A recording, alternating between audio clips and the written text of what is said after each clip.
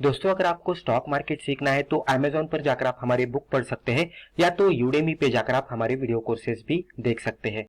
Hello friends, welcome to our channel learn stock charts to earn.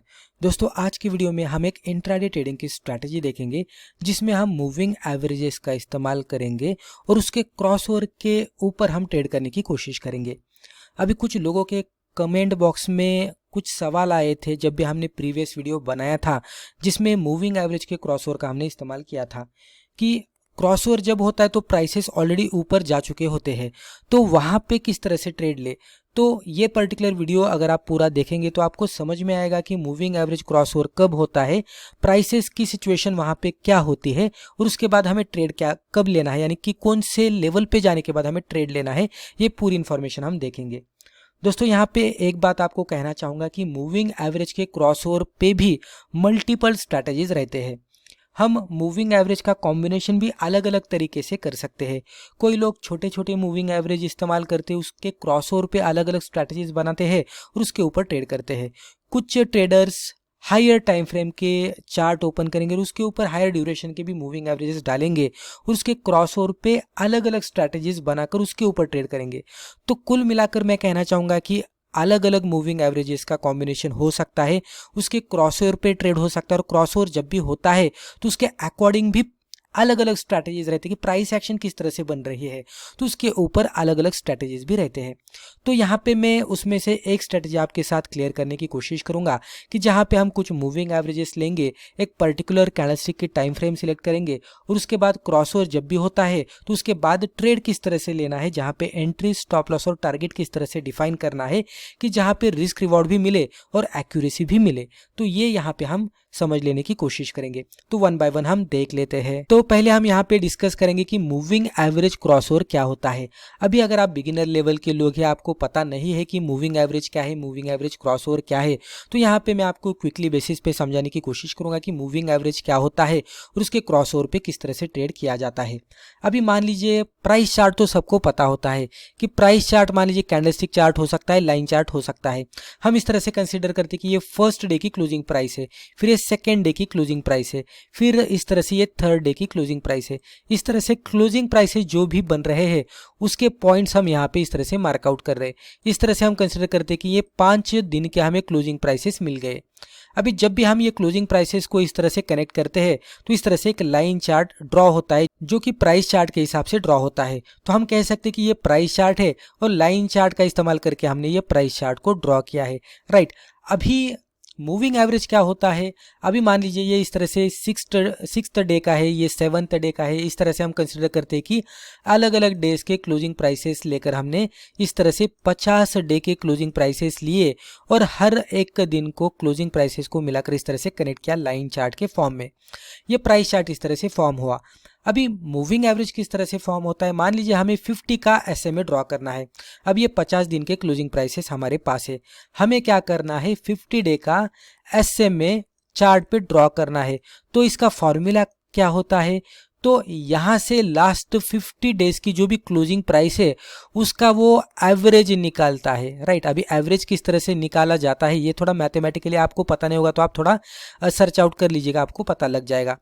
तो ये last 50 days के जो भी क्लोजिंग प्राइसेस है उसका वो एवरेज आउट निकालता है और एवरेज आउट निकालने के बाद एक पॉइंट यहाँ पे प्लॉट करता है। जैसे ही 51 डे बनेगा, यहाँ पे 51st डे बनने के बाद यहाँ से प्रीवियस 50 डेज का क्लोजिंग प्राइसेस लेगा, उसका एवरेज वो निकालेगा और अगला पॉइंट प्लॉट करेगा। और यही जो भी फॉर्मूला है, यही जो भी अभी हम इस तरह से सीक्वेंस देख रहे हैं, तो उसको फॉलो करते हुए वो हर प्रीवियस 50 डेज का इस तरह से एवरेज आउट निकाल कर एक पॉइंट प्लॉट करता है और उसको इस तरह से फिर से लाइन चार्ट के जरिए ड्रॉ करता है।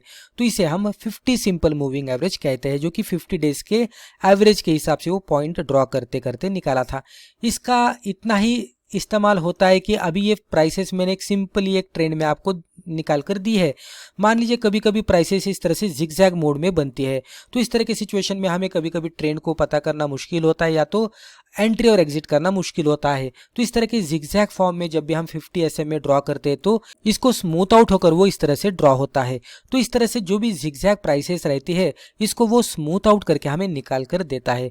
तो इसीलिए हम मूविंग एवरेज का इस्तेमाल करते हैं। जनरली जो भी प्राइसेस में जो भी नॉइज रहती है वो निकाल कर उसको स्मूथ आउट करने के लिए मूविंग एवरेज का इस्तेमाल किया जाता है। अभी सिंपल जो मूविंग एवरेज है और वो 50 का किस तरह से ड्रॉ होता है हमने यहाँ पे बताने की कोशिश की। अभी आपको इतना समझ में आया होगा। अभी हमारा मेन पॉइंट यहाँ पे ये है कि मूविंग एवरेज के क्रॉसओवर पे किस तरह से ट्रेड किया जाए।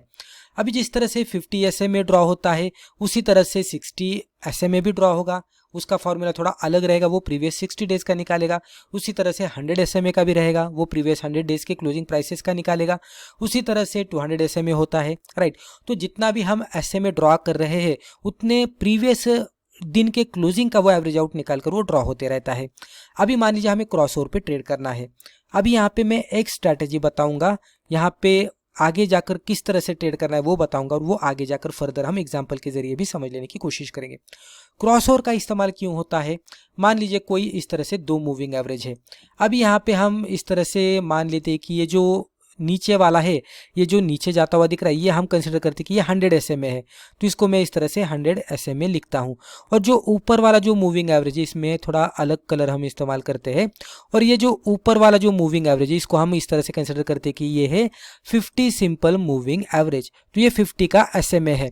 अभी दोस्तों यहाँ पे इस तरह से हम कंसिडर करते हैं कि ये पर्टिकुलर लेवल पे ये जो 50 का जो मूविंग एवरेज था पहले नीचे था, यहाँ पे आप देख सकते हैं थोड़ा डार्क कलर हम इस्तेमाल करते हैं। तो ये कलर हम कंसिडर कीजिए, नीचे वाला था हमारा 50 का SMA, ऊपर वाला था हमारा 100 का SMA। यहाँ पे आप देख सकते हैं क्रॉसओवर हुआ, यहाँ पे 50 SMA ने 100 SMA को क्रॉस किया और ऊपर गया। अभी दोस्तों मूविंग एवरेज के हिसाब से जब भी शॉर्टर टर्म ड्यूरेशन वाला मूविंग एवरेज जब भी लॉन्ग टर्म के मूविंग एवरेज को क्रॉस करता है और ऊपर जाता है तो एक बुलिश सिग्नल हमें देता है। अब यहाँ पे देखेंगे तो 50 SMA short term moving average है जब भी कंपेयर करते हैं हम 100 SMA से। तो अकॉर्डिंग टू मूविंग एवरेज जब भी 50 SMA का मूविंग एवरेज 100 SMA को क्रॉस करेगा, जो कि यहाँ पे क्रॉसओवर मिला था हमें, और क्रॉस करके जब भी 50 SMA ऊपर निकल जाएगा, तो जब भी शॉर्ट टर्म का ऊपर निकल जाएगा ना तो ये हमें बुलिश सिग्नल देगा। और उसके ऑपोजिट रहता है, जब भी 50 SMA क्रॉसओवर करके नीचे आता है, 100 SMA को क्रॉस करके निचले साइड में जाता है तो ये सेल सिग्नल देता है, बियरिश सिग्नल रहता है। तो इतना ही हमें समझना है कि जब भी शॉर्ट टर्म वाला मूविंग एवरेज क्रॉस करके ऊपर चला जाता है लॉन्ग टर्म के तो एक बुलिश सिग्नल मिलता है, और वाइस वर्सा नीचे क्रॉस करेगा तो बियरिश सिग्नल मिलेगा। अभी इतना आपको समझ में आया। यहाँ पे क्रॉसओवर पे हमें किस तरह से ट्रेड करना है वो आगे जाकर हम देखेंगे। यहाँ पे आपको इतना ही समझना है कि जब भी 50 SMA 100 SMA को ऊपर क्रॉस करता है तो बुलिश सिग्नल देता है। जब भी बुलिश सिनेरियो बनता है तो हमें इस तरह की सिचुएशन में बाय करके ही चलना है, राइट। अभी आगे हम देखते हैं। अभी हमारा अगला पॉइंट है how to trade using MA cross. अभी मूविंग एवरेज क्रॉसओवर पे ट्रेड किस तरह से करना है ये मैं आपको बताने की कोशिश करूंगा। तो इस तरह से हम मान लेते हैं कि ये इस तरह से एक मूविंग एवरेज है और इसको और एक मूविंग एवरेज ड्रॉ करते हैं इस तरह से, राइट। अभी मैंने थोड़े अलग अलग कलर के जरिए आपको बताने की कोशिश की। आप समझ लीजिएगा कि जो ब्लू में दिख रहा है वो हमारा 50 SMA है। यहाँ पे मैं लिखता हूँ तो आपको थोड़ा आसानी से समझ में आएगा। तो ये SMA 50 है, राइट। और जो नीचे हमें दिख रहा है उसको हम इस तरह से मान लेते कि ये हमारा 100 SMA है। तो मैं इसको भी इस तरह से लिखता हूँ तो आपको समझ में आएगा। जैसे जैसे हम आगे बढ़ेंगे तो आपको ये पिक्चर क्लियर होती जाएगी, राइट। अभी यहाँ पे क्या हुआ है दोस्तों, हमने दो मूविंग एवरेजेस निकाले हैं। ब्लू वाला है 50 SMA, रेड वाला है 100 SMA। पहले अगर आप देखेंगे तो 100 SMA ऊपर था, 50 SMA नीचे था। जब भी शॉर्ट टर्म वाला नीचे रहेगा तो बेयरिश सिग्नल मिलेगा। और यहाँ पे आप देख सकते हैं क्रॉसओवर हुआ और 50 SMA ऊपर चला गया, 100 SMA नीचे आ गया। जब भी क्रॉसओवर होगा और शॉर्ट टर्म का मूविंग एवरेज ऊपर के साइड में निकलता हमें दिखेगा तो एक बुलिश सिग्नल हमें देगा। और जब भी बुलिश सिग्नल हमें मिलेंगे तो हम उसका इस्तेमाल बाय करने के लिए करेंगे। तो अभी प्राइस चार्ट में ब्लैक कलर के लाइन के जरिए बताने की कोशिश करता हूँ। अभी ये जो ब्लैक कलर की लाइन है इसको आप प्राइस चार्ट कंसिडर कीजिएगा। अभी प्राइस चार्ट इस तरह से ड्रॉ होता हुआ दिख रहा है। अभी यहाँ पे देखेंगे तो कुछ लोगों के सवाल थे कि ये क्रॉसओवर यहाँ पे हुआ और प्राइस चार्ट तो हमारा यहाँ पे है, ऑलरेडी प्राइसेस ऊपर है, तो हम क्रॉसओवर पे किस तरह से ट्रेड करें। तो यहाँ पे आपको इतना समझना है कि प्राइसेस के अकॉर्डिंग मूविंग एवरेज ड्रॉ होता है। जैसे कि मैंने प्रीवियस स्लाइड में आपको बताया था कि 50 SMA प्रीवियस 50 डेज के क्लोजिंग प्राइसेस पे ड्रॉ होगा, तो डेफिनेटली प्राइसेस हमारे अलग जगह पे रहेंगे और मूविंग एवरेज अलग जगह पे रहेगा। तो क्रॉसओवर पे ट्रेड करने के लिए जहां पे क्रॉसओवर बन रहा है वहां पे हमें नहीं ट्रेड करना है, यह आप पहली बात समझ लीजिएगा। तो क्रॉसओवर जहां पे भी बन रहा है उसके बाद जब भी मूविंग एवरेज के अकॉर्डिंग बाय सिग्नल तो मिला है, बुलिश सिनेरियो तो मिला है, लेकिन प्राइसेस जब भी एक बार रिट्रेस होकर हमारे ऊपर वाले मूविंग एवरेज को हिट करते हैं और यहां से रिवर्सल का इंडिकेशन देते हैं, तो यहां पे हमें बाय करना है, ना कि क्रॉसओवर पे। क्रॉसओवर खाली हमें बुलिश सिनेरियो दिखा रहा है, लेकिन ट्रेडिंग करने के लिए प्राइसेस को एक बार हमें ऊपर वाले मूविंग एवरेज पे आने देना है और यहां से जब भी रिकवरी देगा तो यह अच्छा खासा ऊपर जाएगा। तो हमें किस तरह से ट्रेड करना है, तो मान लीजिए यहाँ पे कोई बुलिश कैंडलस्टिक बनी जो कि 50 SMA पे बनी थी और इस तरह से यहाँ से इसने रिवर्सल के इंडिकेशन दिए, तो इसके हाई के ऊपर एंट्री करेंगे, लो के नीचे स्टॉप लॉस लगाएंगे और रिस्क रिवॉर्ड रेशियो एटलीस्ट 1:2 का जब भी हमें मिलता है तो उसको हम टारगेट कंसिडर करते हुए एग्जिट करेंगे। तो इस तरह से हमें करना है। कभी कभी क्या होता है कि प्राइसेस और भी नीचे आती हुई दिखती है तो ट्रेड नहीं लेना है, इसको हमें ऊपर आने देना है, थोड़ा इंतजार करना है और जैसे ही फिर से 50 SMA को क्रॉस करके ऊपर जाएगा, प्राइस चार्ट यहाँ पे मैं प्राइस चार्ट के हिसाब से आपको बता रहा हूँ, ये ब्लैक लाइन प्राइस चार्ट की है इसलिए मैंने यहाँ पे ड्रॉ किया। ये 50 SMA है, ये 100 SMA है और ब्लैक वाला हमारा प्राइस चार्ट है। प्राइस चार्ट फिर से जैसे ही क्रॉस करता है ऊपर जाकर क्लोज आउट देता है 50 SMA को, तो जो भी कैंडल ब्रेकआउट देगी उसके हाई के ऊपर एंट्री, लो के नीचे स्टॉप लॉस और रिस्क रिवॉर्ड रेशियो 1:2 जब भी आएगा हम टारगेट उसको एक्सपेक्ट करते हुए वहां पे एग्जिट करेंगे। तो इस तरह से हमें करना है। जब तक 50 SMA ऊपर है 100 SMA के, तो तब तक हमें ये सिनेरियो में बाय करना ही सोचना है, बाय के अकॉर्डिंग ही हमें चलना है। जब भी आगे जाकर 50 SMA क्रॉस करके नीचे जाएगा 100 SMA के, तो वो सिनेरियो में हम सेल करेंगे। तो मुझे लगता है आपको इतना समझ में आया होगा। अभी सेम सिनेरियो थोड़ा एग्जांपल के जरिए हम समझेंगे तो आपको और भी क्लियर हो जाएगा। तो अभी एग्जांपल हम देखते हैं। अभी हम यहाँ पे MA क्रॉस का एग्जांपल देखते हैं। पहले चार्ट सेटअप में आपको बता देता हूँ। यहाँ पे हमने सिप्ला लिमिटेड का चार्ट लिया है जो कि कैंडलस्टिक चार्ट है, जो कि 5 मिनट का चार्ट है। तो 5 मिनट के कैंडलस्टिक चार्ट पे हमने ये स्ट्रैटेजी अप्लाई की है। हमने दो सिंपल मूविंग एवरेजेस ड्रॉ किए हैं। पहला वाला है सिंपल मूविंग एवरेज 50 का, जो कि ब्लू कलर के लाइन पे आपको यहाँ पे दिख रहा है, और दूसरा मूविंग एवरेज है सिंपल मूविंग एवरेज 100 का, जो कि आपको रेड कलर के लाइन में यहाँ पे दिखेगा। अभी जिस तरह से हमने पहले डिस्कस किया था कि जब भी 50 SMA 100 SMA को क्रॉस करके ऊपर जाएगा तो बुलिश सिनेरियो हमें दिखेगा। पहले अगर आप देखेंगे तो ब्लू वाली लाइन नीचे थी, रेड वाली लाइन ऊपर थी। यहाँ पे क्रॉस ओवर मिला, क्रॉस ओवर के बाद यहाँ पे बुलिश सिनेरियो बन गया। ये ब्लू वाली 50 SMA की लाइन ऊपर चली गई और रेड वाली 100 SMA की लाइन जो है वो नीचे आ गई। तो यहाँ पे अभी बुलिश सिनेरियो बन गया है। अभी यहाँ पे हमें बाय करने का सोचना है। बाय कब करना है? जब भी 50 SMA के ऊपर जाकर स्टॉक हमें बुलिश सिग्नल देता है तब। यहाँ पे अगर आप देखेंगे तो ये क्रॉसओवर के बाद ऊपर गया, ऊपर जाने के बाद ये रिट्रेस हुआ, यहाँ पे एक बुलिश कैंडलस्टिक बनती हुई आपको दिखी, लेकिन इसका हाई नहीं ब्रेक हुआ। जैसे कि मैंने प्रीवियसली भी आपको कहा था कि इसके हाई के ऊपर एंट्री करनी है, लो के नीचे स्टॉप लॉस और रिस्क रिवॉर्ड रेशियो 1:2 के अकॉर्डिंग हमें टारगेट रखना है। लेकिन इसके हाई के ऊपर इमीडिएट बेसिस पे नहीं गया था, तो हम इसमें थोड़ा वेट करेंगे। अभी यहाँ पे ट्रेड नहीं बना, उसके बाद आप देख सकते हैं निचले SMA पे 100 SMA पे इसने सपोर्ट लिया और फिर से ये बुलिश कैंडलस्टिक यहाँ पे बनती हुई दिखी, जिसने फाइनली ब्रेकआउट किया। ब्रेकआउट के बाद अगर आप देखेंगे तो इसके हाई के ऊपर एंट्री, लो के नीचे स्टॉप लॉस। जब भी हम लो के नीचे स्टॉप लॉस बोलते हैं तो थोड़ा सा बफर लगाना है, और हाई के ऊपर एंट्री बोलते हैं तो थोड़ा सा बफर लगाना है, और एंट्री से स्टॉप लॉस का डिस्टेंस मेजर करना है, वहां से 1:2 के हिसाब से टारगेट डिफाइन करना है। तो आप देख सकते हैं एंट्री बनी, नीचे आया लेकिन स्टॉप लॉस हिट नहीं किया, क्योंकि हमें बफर लगाकर ट्रेड करना है। तो स्टॉप लॉस थोड़ा नीचे हो जाता है, जिसको हिट नहीं किया और फिर स्टॉक यहाँ तक आ गया। तो आप देख सकते हैं एंट्री से स्टॉप लॉस का डिस्टेंस और फिर एंट्री से टारगेट का डिस्टेंस, तो आपको दिखेगा कि लगभग 1:2 का टारगेट यहाँ पे हिट हुआ है। हालांकि यहाँ पे और भी ऊपर गया था। उसके बाद अगर आप देखेंगे तो इसमें गिरावट आई, ये नीचे आया, निचले साइड में ब्रेकडाउन दिया। तो यहाँ पे आप देख सकते हैं जैसे ही ऊपर के साइड में फिर से हमें मौका मिलेगा, हम बाय करने का सोचेंगे। ये कैंडलस्टिक पे अगर आप देखेंगे तो ये कैंडलस्टिक ने ब्रेकआउट दिया। ब्रेकआउट के बाद देखेंगे तो ये लेवल पे एंट्री बन जाती है, उसके बाद ये लो के नीचे स्टॉप लॉस बफर लगाकर लग जाता।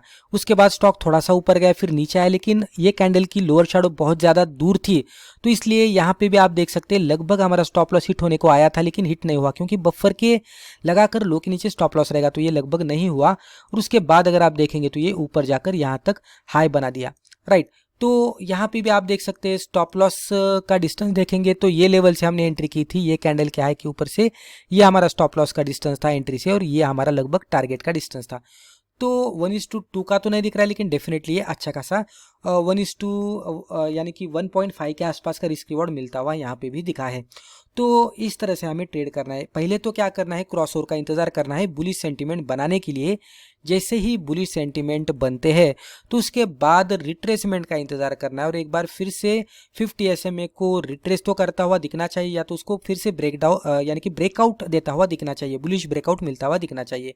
जब भी बुलिश ब्रेकआउट मिलेगा तो एक तो बुलिश सिनेरियो है, 50 SMA 100 SMA के ऊपर है, और उसमें बुलिश ब्रेकआउट मिला, तो ये डबल कन्फर्मेशन मिलने के बाद फिर जो भी पर्टिकुलर कैंडलस्टिक ने ब्रेकआउट दिया है उसके हाई के ऊपर थोड़ा सा बफर लगाकर एंट्री करनी है, लो के नीचे भी बफर लगाकर स्टॉप लॉस लगाना है। बफर लगाकर यानी क्या कि मान लीजिए लो है 100 का, तो 100 पे इमीडिएट बेसिस पे स्टॉप लॉस नहीं लगाना है, 99.50 99.70 पे आप लगा सकते हैं। इस तरह से थोड़ा सा डिस्टेंस छोड़ के नीचे स्टॉप लॉस लगाना है, जो कि हंटिंग नहीं होनी चाहिए, और टारगेट 1:2 या 1:2 यानी क्या, मान लीजिए कि जो भी कैंडल पे हम एंट्री कर रहे हैं वहां से स्टॉप लॉस हमारा 1 रुपीज़ का है, तो उस तरह के सिनेरियो में एटलीस्ट हमें 2 रुपीज़ का टारगेट मिलना चाहिए। तो इस तरह से कम 1:2 मिलना चाहिए। अगर कभी कभी 1:2, अभी यहाँ पे अगर आप देखेंगे तो बहुत ही बड़ी कैंडल थी और उसके ऊपर हम ट्रेड कर रहे थे, तो इस तरह की सिचुएशन में थोड़ा रिस्क रिवॉर्ड रेशियो मिलना थोड़ा डिफिकल्ट होता है। तो 1:1 जब भी मिलता है और हमें लगता है कि ये पॉसिबिलिटी नहीं दिखा रहा है 1:2 की, तो आप ट्रेलिंग करना शुरू कर सकते हैं, कुछ प्रॉफिट बुक कीजिए 1:1 पे और ट्रेलिंग करना शुरू कीजिए। तो इस तरह से भी आप कर सकते हैं। तो मुझे लगता है कि जो भी आपके डाउट्स थे वो क्लियर हुए होंगे। थोड़ा आप बैक टेस्टिंग करके देख लीजिए, पेपर ट्रेडिंग कीजिए, तो आपको समझ में आएगा कि मूविंग एवरेज के क्रॉसओवर पे किस तरह से ट्रेड करना है, राइट। तो चलिए अब ये पर्टिकुलर वीडियो को मैं यहाँ पे ही रोक देता हूँ। Thank you.